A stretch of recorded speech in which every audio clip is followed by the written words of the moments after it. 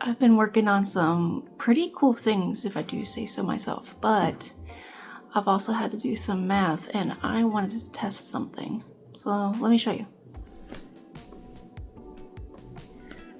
Now these are some really torn up ball bands, but they have all the information that I do want to share with you. Because when I was running the maths and I wanted to see about how much of yarn I have used in a project, well, according to this metallic here of the Super Saver yarn for the Red Heart, 142 grams of this should equal 255 yards. So unfortunately, I'm not going to test that hypothesis with metallic yarn, but I am going to do it with this one, the regular kind. So let's see if it's actually accurate. So we're going to have to do some math.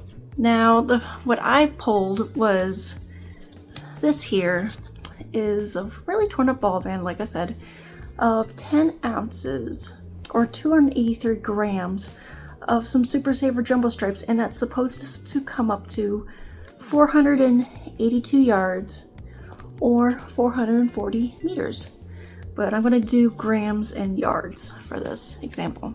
So according to the math on this particular one here, 283 grams of yarn should get me 482 yards.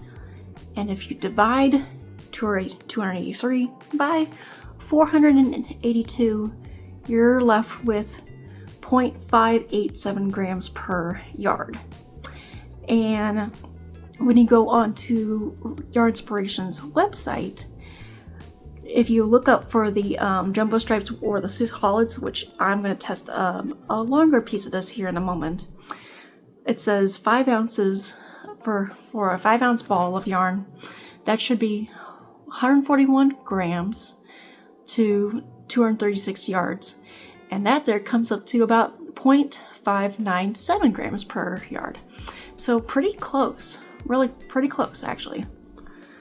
But is that accurate? We're about to find out. I do apologize if you can't hear me very well, but so this is how I'm measuring out, because this is the closest thing that I could even find to a yardstick. And that there is 1 inch mark, and down here is at the 36 inch mark. I'm not stretching it overly because it goes pretty firm right about there, which will work because I want to see how close we are. And to do that, I have a kitchen scale. Make sure that's zeroed.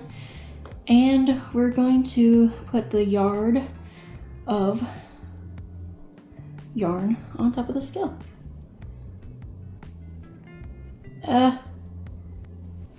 That's hilarious. That is unexpected. But that, I wonder, that was something that I did not expect.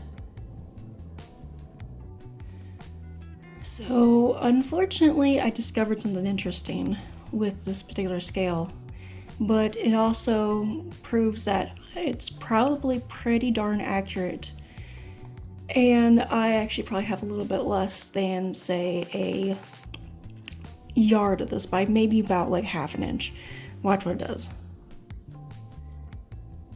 Nothing.